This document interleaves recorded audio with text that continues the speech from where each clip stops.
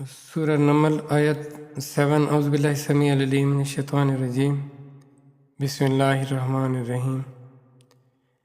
اذ قال، جب کہا موسیٰ نے لِأَهْلِهِ، اپنے گھر والوں سے، انی، بے شک میں، انستو، میں نے دیکھی ہے، نارن، ایک آگ، سآتیکم، میں ابھی لاتا ہوں، سآتیکم، میں یعنی اس آگ کو ابھی لے آتا ہوں، منہا، اس میں سے، اس کی، بخبر، کوئی خبر، او آتیکم، یا لے آتا ہوں تمہارے پاس، بشہاب، شعلہ، قبسن، انگارہ، لعلکم، تاکہ تم، تستالون، تم سینکو۔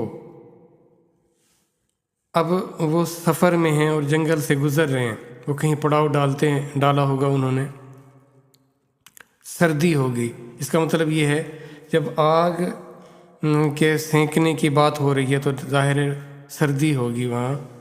تو ایک تو آگ سردی سے بچاتی ہے، دوسرا روشنی کا کام کرتی ہے، تیسرا تحفظ کا کام بھی کرتی ہے آگ، کہ جنگل کے جو جانور ہوتے ہیں ان کو دور رکھنے میں بھی معاون ثابت ہوتی ہے۔ تو وہ اپنے گھر والوں سے، اب یہ گھر والوں سے ان کی بیوی ان کے ساتھ سفر کر رہی تھی۔ اب یہاں ایک بات اگر آپ سمجھیں تو اس سے قرآن سے دیکھیں، بہت سارے احکامات، بہت ساری گائیڈ لائن بہت سارے حوالوں سے ملتی ہے کہ اس کی بیوی، حضرت موسیٰ کی بیوی اس کے اہل میں آ رہی ہے، اللہ اس کو اہل ہی میں لا رہے ہیں۔ اور رسول اللہ صلی اللہ علیہ وآلہ وسلم کا جب اہل بیت کا تذکرہ ہو تو ان کو ان کی بیویوں میں شامل نہ کیا جائے۔ یہ کوئی عجب بات نہیں نظر آ رہی کہ ہمارا اپنا ذاتی چناؤ ہے، ہم جس کو پسند کریں تو اس کو شامل کریں، اور جس کو ہم پسند نہ کریں اس کو ہم شامل نہ کریں۔ گھر والوں میں اگر بیوی شامل نہیں ہوتی پھر گھر والوں میں اور کون آئے گا؟ خیر، یہ ہم نے دین کو پتہ نہیں کس حوالوں سے کیسے ہم نے بنا کے رکھا ہوا ہے۔ تو وہ یہ کہتے ہیں کہ میں جاتا ہوں اور اس کی کوئی خبر لاتا ہوں کہ آگ کیسی ہے، کدھر ہے، کیا اس کا پتہ تو لگے۔ مجھے لگ رہا ہے کہ آگ ہے، اس آگ سے میں کچھ اس کی خبر بھی لے آؤں، اور اس میں سے کچھ آگ کا کچھ حصہ لے آؤں، کوئی شعلہ، کوئی انگارہ، تو جس سے پھر ہم اپنی مزید آگ جلا سکیں گے۔ تو اس حوالے سے وہ اپنے گھر والوں سے بات کرتے ہیں۔ یہ جو بات کر رہے ہیں حضرت موسیٰ، وہ ہم تک پہنچائی جا رہی ہے، ہم تک پہنچائے جانے کا کوئی مقصد ہے، کوئی مطلب ہے۔ اگلی آیت دیکھیں، فلما، پس جب، جاءہا، آیا اس کے پاس، اس آگ کے پاس آئے جب حضرت موسیٰ، نودیا، ندا دی گئی، آواز آئی، صدا آئی، کیا؟ انبوری کا، کہ برکت دیا گیا، من جو فی النار، آگ میں، ومن جو حولہا، اس کے آس پاس، وسبحان اللہ، اور پاک ہے اللہ، رب العالمین، سارے جہانوں کا رب۔ جب وہ وہاں پہنچے تو انہیں پکارا گیا کہ بہت مبارک ہے وہ جو اس آگ میں ہے، اور وہ جو اس کے آس پاس ہے، اور پاک ہے اللہ جو تمام جہانوں کا رب ہے۔ اب اس آگ میں سے آواز آئی کہ جو اس آگ میں، یعنی اس آگ میں جو نور ہے، اور وہ جو نور ارد گرد پھیل رہا ہے وہ بہت برکت والا ہے، اور جو اللہ ہے وہ سارے جہانوں کا رب ہے۔ تمام جو عالم ہیں، اس عالم کی جو دیکھ بھال کرنے والا، اس کو پالنے والا، اس کی نگہداشت کرنے والا، اس کو کیا، کب، کتنا چاہیے، تو وہ جو رب ہے وہ اللہ ہے، اور وہ اللہ بڑی برکت والا ہے۔ یہاں تک کہ اللہ نے اپنے نام میں بھی، کہ تیرا رب، جو اس کا نام ہے، اللہ نے اپنے نام میں بھی برکت رکھی۔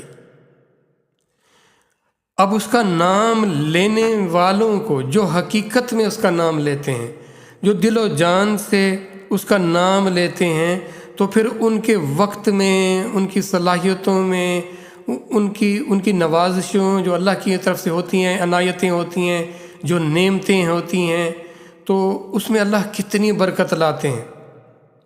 اور یہ برکت جو ہے اس کے نور کی صورت میں ہے یا مختلف حوالوں کی صورت میں ہے، جس کا ہم بعض دفعہ ادراک نہیں کر پاتے، اور پھر اس کا ادراک آنے والی زندگی میں وہ کریں گے، اور پھر وہ حسرت کریں گے ان لمحوں پر جن لمحوں میں انہوں نے اللہ کے ذکر سے اپنے آپ کو وابستہ نہیں رکھا تھا۔ تو اللہ کی ذات کتنی بابرکت ہے۔ اب برکت کا جو کنسیپٹ ہے یہ سمجھنے والا ہے۔ دیکھیں، آپ کے پاس ایک ذرہ ہو، اور وہ ذرہ جیسے کوئی بھی چیز ہو، وہ مقدار میں آپ کو بظاہر نظر تھوڑی آئے، لیکن آپ کو خبر نہ ہو کہ یہ کتنی اس کے اندر اہمیت اور فضیلت رکھی گئی ہے۔ وہ مقدار یا وہ معیار جو اس کے اندر رکھا گیا ہے وہ آپ سے ختم ہونے والا ہی نہیں ہوگا۔ آپ اس میں لگے رہو، ختم کرنے میں تل جاؤ، لیکن آپ اس کو ختم نہ کر پاؤ۔ اور بظاہر آپ دیکھیں کہ انبار لگے ہوئے ہیں، ڈھیر ہے، اور وہ ڈھیر آپ کے لیے کافی نہ ہو، اور پتہ ہی نہ لگے وہ ڈھیر کدھر گیا۔ اب یہی صورتحال ہے، ہمارے پاس وسائل کی کمی نہیں ہے، لیکن ہمارے پاس وہ برکت کا کنسیپٹ نہیں ہے۔ ہمارے وسائل مسائل بنے ہوئے، وہ اس لیے کہ اس میں اللہ کی محبت، اللہ کا تعلق، اللہ کی فرما برداری نہیں ہے۔ ہم اس برکت سے ہم نے اپنے آپ کو محروم رکھا ہوا ہے۔ اور برکت سے کون فائدہ اٹھائے گا؟ برکت کس کو نصیب ہوگی؟ جو اللہ کے حدود اور قیود میں آ جائے گا، کیونکہ اللہ کی رحمت کا بھی ایک کرائٹیریا ہے اور اللہ کی برکت کا بھی ایک کرائٹیریا ہے۔ دیکھیں، آپ اللہ کی رحمت بھی مانگتے ہیں اور برکت بھی مانگتے ہیں۔ جب آپ کسی پر سلام بھیجتے ہیں تو آپ رحمت کا بھی ذکر کرتے ہیں اور برکت کا بھی ذکر کرتے ہیں۔ تو اللہ کے نور میں، اللہ کی تعلق میں، اللہ کی محبت میں، اللہ کی یاد میں، اللہ کے اس کلام میں، وہ کلام ہوا جا رہا تھا، اور اس کلام میں کیسے برکت رکھی گئی تھی۔ تو اس قرآن میں کتنی برکت ہے، کچھ اس کا بھی آئیڈیا ہونا چاہیے مجھے آپ کو۔ اتنا تو آئیڈیا ہو کہ ہم اس پر یقین کریں اور مان لیں کہ اس میں برکت ہے، اور اس کو اپنا بنا لیں۔ اب اگلی آیت دیکھیں، سورۃ نمل کی آیت 9۔ یا موسیٰ، اے موسیٰ۔ دیکھیں، اللہ نے جب کلام کیا تو اس موسیٰ کی آواز کو اللہ نے، دیکھیں کتنا اس میں وسعت دی ہوگی۔ جیسے آپ بلاتے ہیں کسی کو، ندا دیتے ہیں، تو آپ نسبتاً آپ کی آواز اس کو زیادہ لمبا لے کر جاتی ہے۔ جب ندا دی جاتی ہے، پکارا جاتا ہے، تو دیکھیں اس کے اندر، تو اس حوالے سے دیکھیں اس کے اوپر موسیٰ سین کے اوپر کیا آ رہا ہے؟ کھڑا زبر آ رہا ہے، پھر اس کے بعد مد آ رہی ہے۔ تو اے موسیٰ، دیکھیں اللہ کی اس پکار میں کیسی نغمگی ہوگی، کیسی محبت ہوگی۔ اللہ اکبر، کہ موسیٰ کتنے خوش نصیب ہیں، ہے نا؟ تو آپ کو بھی قرآن میں پکارا جاتا ہے، یا ایھا الانسان، اے انسان، یا آگے دیکھیں، اے ایمان والو، یا ایھا الذین آمنوا، اے ایمان والو۔ اب اس یا کو کیسے دیکھیں؟ اس کے اوپر بھی یہی کھڑا مد اور اس کے اوپر زبر اور مد ہوتا ہے۔ تو اللہ بھی آپ کو ندا دے رہے ہیں قرآن میں۔ کبھی اس ندا کو ہم نے سوچا کہ میرا رب مجھے پکار رہا ہے، اور اس پکار میں، اس ندا میں کتنی اس نے برکت رکھی ہے؟ کبھی یہ بھی سوچا؟ اس حوالے سے ہم نے یہ بھی دیکھا، یہ کھڑا زبر اور مد کیوں آ رہا ہے؟ کسی نے ہمیں یہ بتایا؟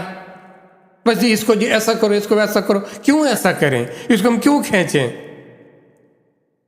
جو اصل تھا نا، جو سمجھ تھی وہ تو دی نہیں گئی، اور ہم پتہ نہیں کن کن چیزوں میں پڑ گئے۔ اللہ اکبر، اللہ اکبر، استغفر اللہ۔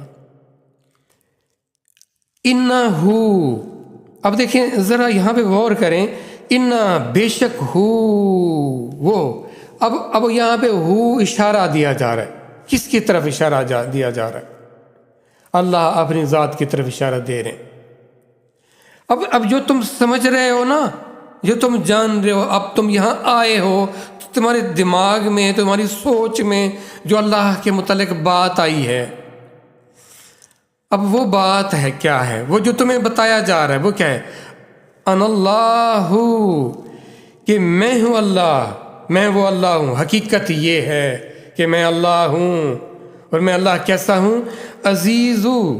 عزیزو غالب ہوں، میرا حل غلبہ ہر جگہ ہے، پوری کائنات کی کیا حیثیت ہے، میرا غلبہ غالب ہے، اور کیا؟ حکیم، اور میں دانائی اور حکمت والا ہوں، میرا ہر عمل، میرا ہر حکم حکمت والا ہے۔ وہ کمال دانائیاں اور راز اور بھید لیے ہوئے ہے، یوں ہی نہیں ہے میرا تم سے کلام کرنا، میرا ہر عمل، میرا ہر جو تم دیکھ رہے ہو، میری ہر تخلیق وہ حکمت والی ہے، اور میں غالب ہوں، کوئی بھی نہیں ایسا جو مجھے مغلوب کر سکے۔ یہ کمال سعادت ہے۔ اب آپ اگر ذرا سا بھی آپ اس پر فکر کریں نا، اندر سے محبت اور وہ جو ہوتی نا عزت افزائی، قدردانی، تھوڑی سی اگر اس کی مقدار اپنے اندر لے لیں اور پھر اس کو سوچیں، تو یقین کریں دل چاہے گا کہ یہ کیا وہ سعادت ملی حضرت موسیٰ کو۔ اور اگر آپ یہ سمجھتے ہیں تو وہی الفاظ اب آپ کے گوشے گزار ہو رہے، اگر آپ قدردان ہو تو وہی کلام، وہی باتیں آپ تک پہنچائی جا رہی ہیں۔ ہم کس قدر مؤدب ہیں، ہم کس قدر قدردانی والے بنے بیٹھے ہیں۔ اب ان باتوں کو نہ سمجھنا کتنی بڑی بدبختی ہے، کتنی بڑی بدبختی ہے، اور آپ اس بدبختی پر اترائیں اور لگے رہیں اور کہیں مجھے اجر بھی چاہیے۔ میری سمجھ میں تو یہ بات نہیں آ رہی، آپ سمجھتے ہیں تو کیا کہنے پھر آپ کے؟